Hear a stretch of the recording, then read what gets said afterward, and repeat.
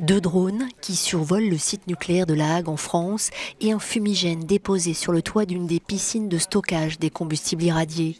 C'est la nouvelle action coup de poing de Greenpeace. Comme à son habitude, l'ONG entend dénoncer la vulnérabilité des installations nucléaires. Cette fois, l'organisation pointe du doigt le risque de saturation des piscines de La Hague qui concentrent le plus de radioactivité en Europe. L'équivalent d'une centaine de cœurs de réacteurs refroidis dans les piscines de cette usine. Greenpeace affirme que leurs toits en simple tôle métallique sont bien trop fragiles pour protéger les bassins. Le groupe Orano qui gère le site répond qu'ils sont conçus pour résister à la chute d'un aéronef.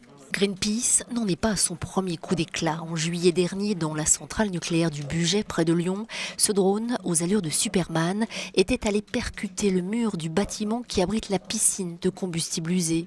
Quelques minutes plus tard, un avion, télécommandé lui aussi par des militants de l'ONG, pénétrait dans la zone d'interdiction et s'écrasait contre le même mur. Des actions spectaculaires qui ont déclenché en France une enquête parlementaire sur la sécurité nucléaire.